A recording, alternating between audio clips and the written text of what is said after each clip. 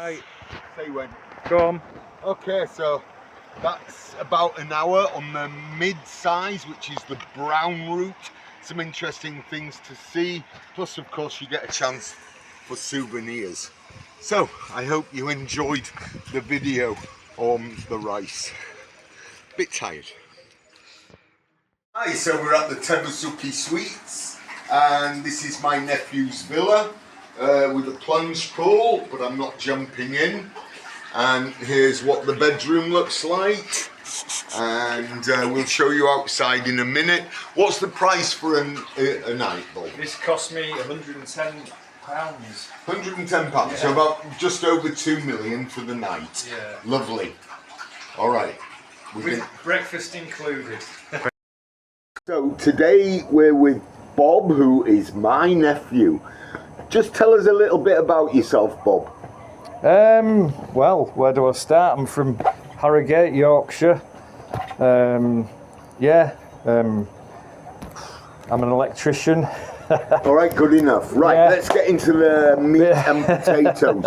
Today we're going to discuss, amongst other things, the difference when you travel, say 20, 30 years ago, and now. You've backpacked, you've travelled 5-star.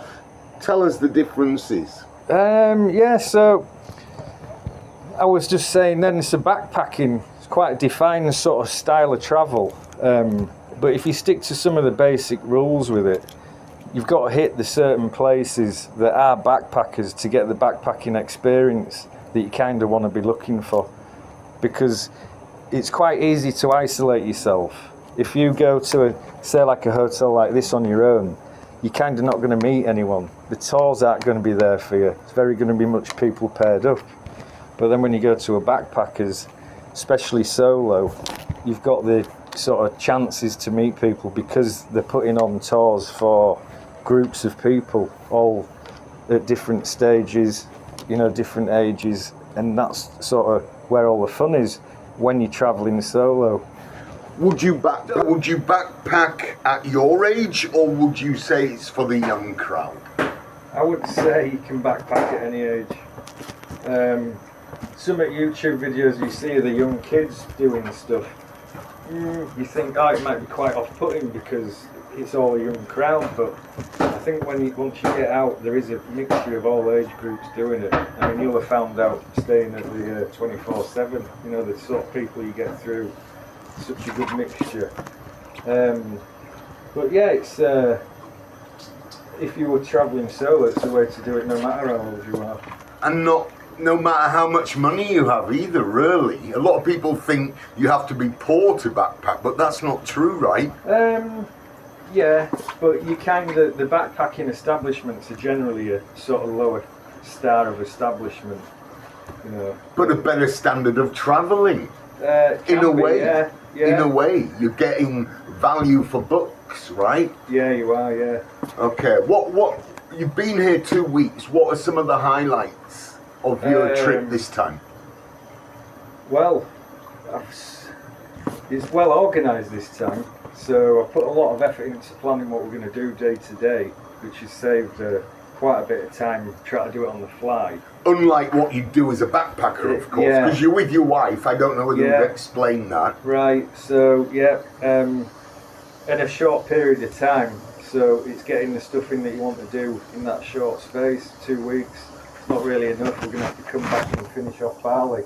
Right, but you've done some Java as well. What did you do in Java? We went to Jakarta, went around the city, saw the sights there, then hit Joju to go to Borobudur. Had a look round there, which was great. It's 2 different styles of city, if you like. Oh, very much so. So we started off where it was really hectic, and then it's just sort of got more and more chilled. We get to Bali, and compared to what it was like last time I was here, it is much more relaxed, without a doubt. I mean, the roads are mental, still. The roads are mental still, yeah. You'd say, like, the market seller mentality that you can get in the markets where it's hard to sell, Mister, come look at my stuff. It seems to have all sort of calmed down. People sort of like behave themselves a bit better. You know, the younger sellers don't seem to be as aggressive yeah. in their approach as the older sellers. Okay. They seem to have their own style from before. Right. But yeah, the young ones, I don't say that they're not interested in pushing the sale, but they just let you walk in and out of the shops. Even in Georgia, I was surprised. And then expecting Bali to be like it was. It's, yeah, like I say, they're much easier going. Is this the first time you've travelled extensively with your wife? No, we've hit quite a lot of places now. What are the big differences between solo travelling and with a partner? What are the 2 or 3 biggies? You wouldn't be getting to meet the other nationalities, I think. And that's it, thrown in at the deep end when you're on your own. But still, when you're with somebody, there's no anxiety in the slightest because you've always got somebody there. So it is a very relaxing style travelling with somebody, but you do miss out on a certain element of meeting other people, which it's not like, I mean, it's all about having a good time. That's why you go on holiday. It is. And that's it.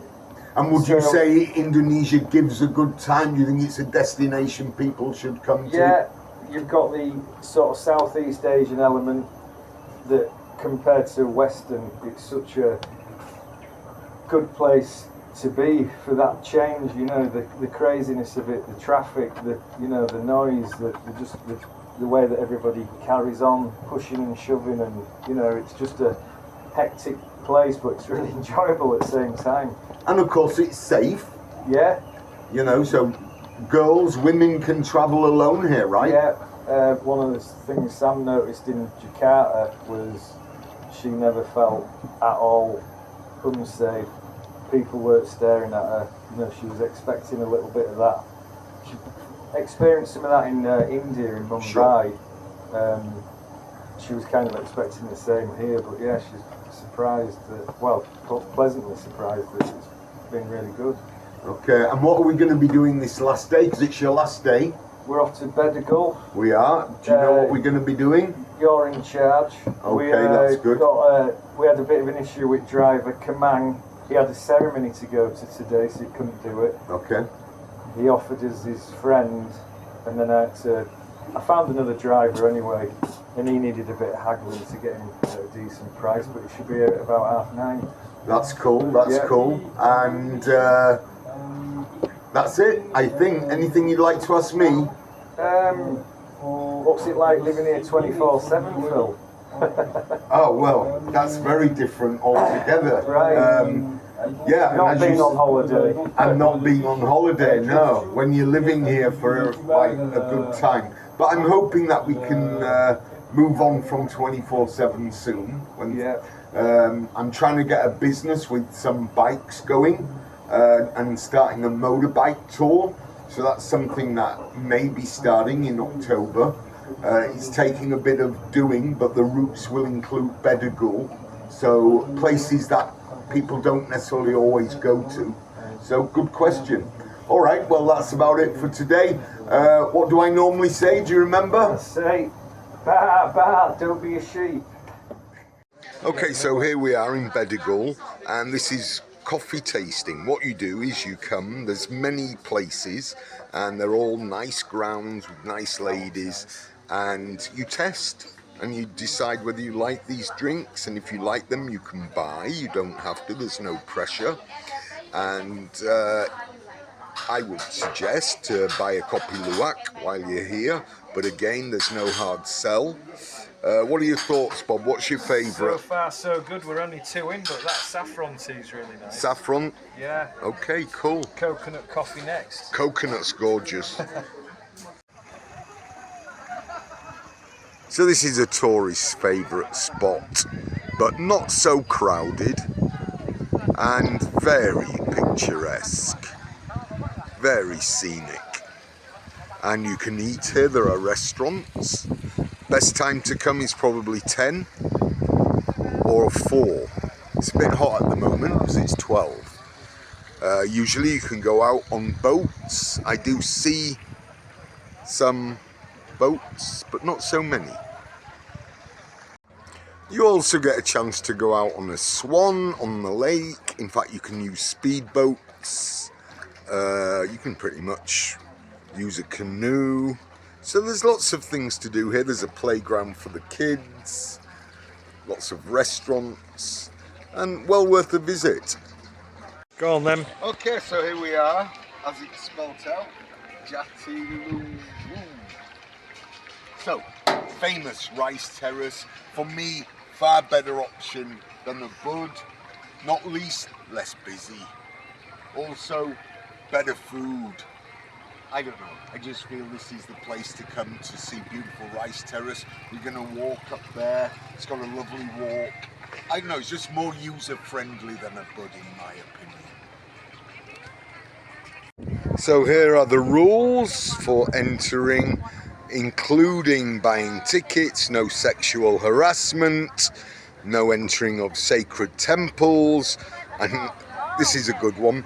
Don't steal or take items that don't belong. Fair enough. And here's another one for you. No littering, no picking the rice, no taking photos using a drone. Anyway, oh, and forbidden to urinate and defecate. Oh, that's bad news, I need a pee. So here we have the trekking route. As you can see, people have been down.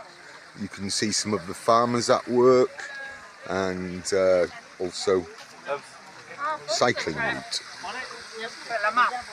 Here's a nice map.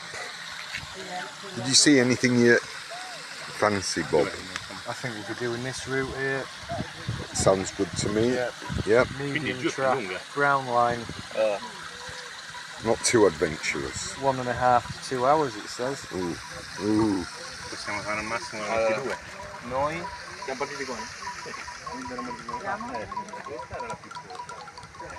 Mikasi. Prima!